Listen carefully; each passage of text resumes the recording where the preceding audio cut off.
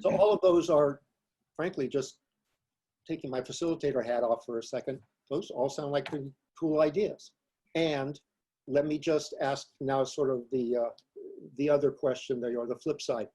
Suppose at some point we say, you know, we got to start looking at taxes. Under what circumstances would you advocate an additional parcel tax or bond? And how would you seek it? I mean, how much would you seek, and how do you think that might be structured? Do you have any sense that voters think that would be a good thing to do, a bad thing to do, someplace in the middle?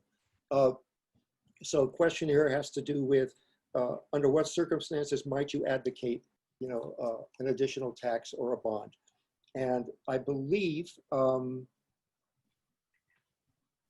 we start with you. Okay. Did I get that right? I think I did. Yeah, Roos did. Okay. So yes, please, Dawn. Yeah. I'm sorry, John, can you go ahead and restart the timer? Thank you. Yeah, thank you very much. Okay, please, Dawn. But, you know, this has been a topic that's come up a lot as I've gone door to door. And I believe that as city leaders, we need to make sure we've done our best to have as efficient and cost-effective departments as we can. And we've looked at non-tax revenue options. Once we've done that, we hit the situation that you're talking about, Michael, is there's still a budget gap. What do we do? Yeah. And that's where we're having conversations with residents around priorities. What needs to be done urgently? What doesn't? How much do we need to accomplish that? And those are the discussions we have around trade-offs. I can't put a number on what size a tax would be because I don't know what that gap is. We haven't done our long-term plan. We haven't looked at all the factors. Okay. Bonds, you know, I tend to not be a big fan of bonds, although I realize they have a place. Bond, it's hard to do a bond when we can't pay our current bills, right? And so when you do a bond, you're not only paying it back, but then you have to pay that lump sum in at the end. And so that's just putting additional burden on the city. So really what we need to do is make sure we're getting the most value out of the money that we have.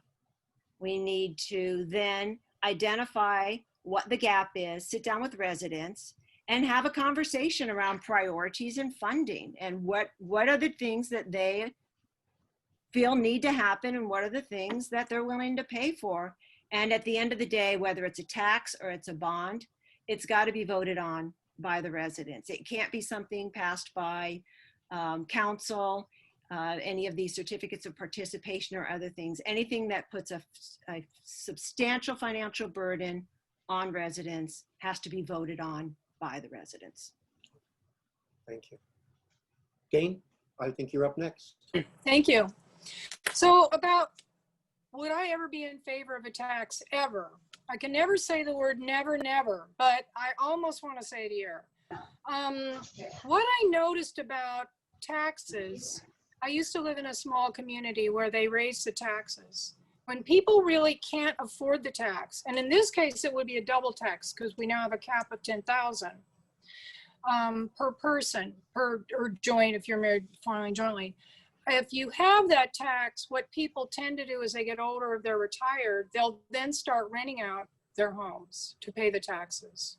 I saw that in Coronado, and it created tremendous, tremendous parking problems, air pollution, traffic, unbelievable traffic. It's actually worse now than it ever was, and just made the density unlivable, uncomfortable. It's very, very, very high density. People will do what they need to do to stay in their home. And I understand that. So I also don't like the idea of what Torrance did to collateralize their streets. That was unbelievable. I absolutely vote against what they did in Torrance, in the case of Torrance. The question is whether we could come up with even a sliding scale tax, or can we exempt people that wouldn't be subject to the tax in a certain income bracket? We're now talking about tax. Can a tax be fair and equitable and achieve the goal that it set out to be?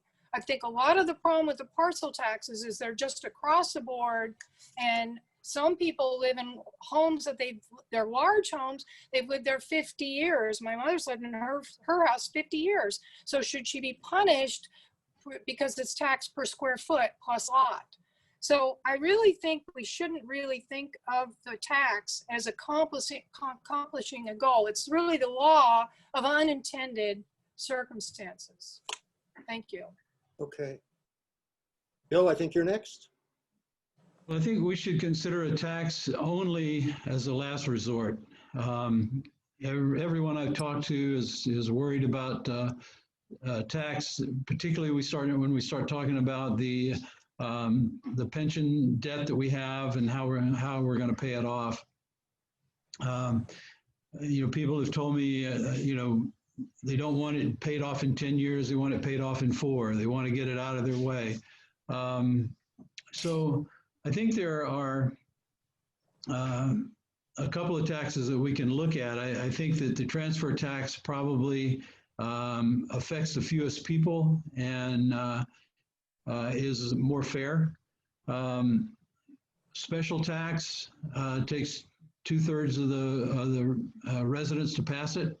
Honestly, I don't think it would pass, even if it had the best of intention and was for services that we really need. I don't think we could get 2/3 of the residents to agree to it. General tax, we can get by with a 50% voter approval. The problem there is that money then goes into general fund and can be used for anything. So, who knows if it would be used for the right thing. So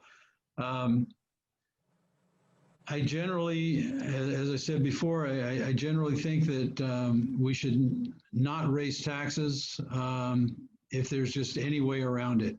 And, based on the question, I'm not sure, what the gap is, so I couldn't say, what's the best approach for it.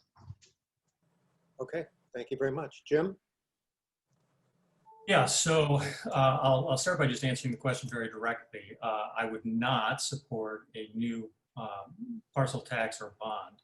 I do think that the city is likely, after we complete our analysis, after the Finance Advisory Committee updates its report from last November, that we're going to decide that we probably need more revenue. Let me tell you a story though. This city, after the passage of Prop 13, passed its first parcel tax to help bridge the gap between what was being pulled in through property taxes and what was required in order to operate the city. And for over 30 years, the city regularly renewed that parcel tax without issue, usually by margins of 80+%. My goal is that if we need to go back to taxpayers and ask them for more money, is that we are returning to that model where we have a plan that everyone can understand. We have broad consensus in our community that this is what is necessary to achieve it, and that we put on the ballot, say, a modification to Measure E that addresses some of the limitations that were necessary in order to get that passed. So Measure E passed without an inflator. And now we're in the 3rd year of Measure E, and it's still only $5 million, even though our contract with the county for the fire department is up 7% this year, and 6% last year. That's just not a sustainable model. You draw those lines out into the future, and it is no wonder that the city will eventually be cash flow negative. And the solution to that is obvious. Have a parcel tax to bridge the gap, and ask voters to approve one tax on a regular basis. We renew it every 8 years or 10 years, so we don't have to constantly have this debate over and over again. That's what I propose. Thank you. Okay, thank you.